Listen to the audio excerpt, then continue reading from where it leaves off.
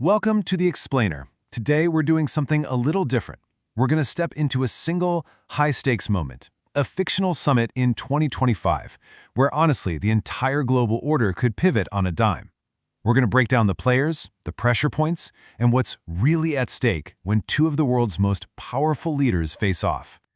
Okay, so picture this. We're in Geneva.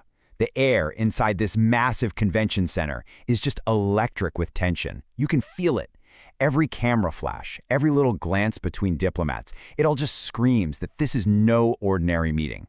The stakes are unbelievably high. And there you have it. The moderator has just laid out the battleground for the evening. And let's be real, these topics aren't just bullet points on an agenda. No, these are the active fault lines of modern geopolitics. Tonight, we're going to find out if these leaders can build some bridges, or if all this pressure is just going to make everything fracture. So let's get right into it. Section 1, a summit of sparks.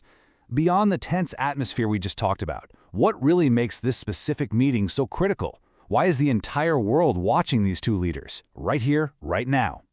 Well, because all of this global pressure, all this expectation from every corner of the world, it all comes down to just two podiums. Right at the center of this storm are two leaders who are known for their powerful, nationalistic visions, and, well, those visions are about to collide head-on. So let's talk about the key players here.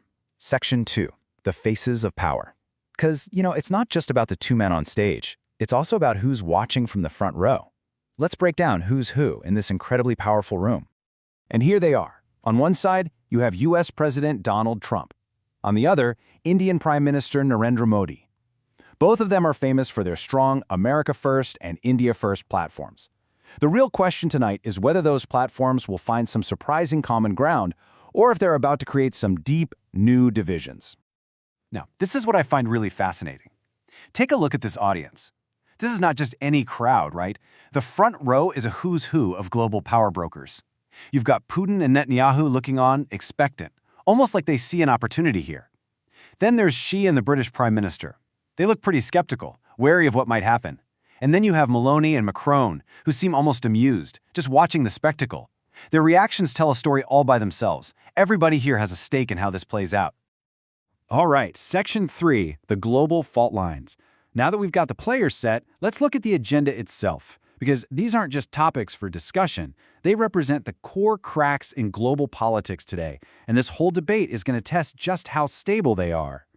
So first up, global trade. This is the classic battle between protectionist tariffs and wide-open alliances.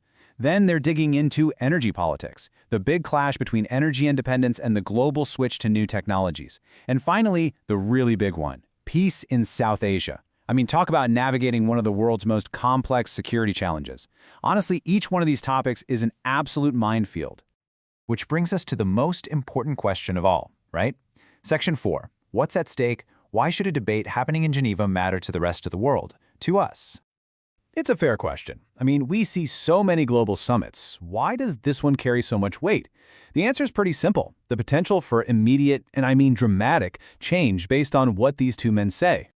The outcome here could have massive global ramifications. We're talking about the potential to reconfigure the very gears of the global economy, shifting trade alliances basically overnight.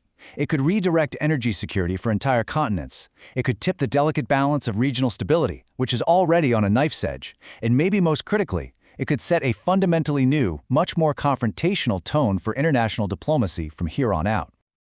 And that brings us to the final, quiet moment right before the storm. Section 5. The world holds its breath. The arguments have all been prepared. The global audience is completely locked in, and the entire world is just holding its breath. And there it is, with 5 simple words. President Trump, you have the floor. The moderator lights the fuse. The formalities are done. The debate has begun. And that leaves us with the ultimate question. In a world that's more and more defined by these kinds of high-stakes showdowns, when the sparks inevitably fly, who gets to decide the new course? And more importantly, which way are they going to take the rest of us?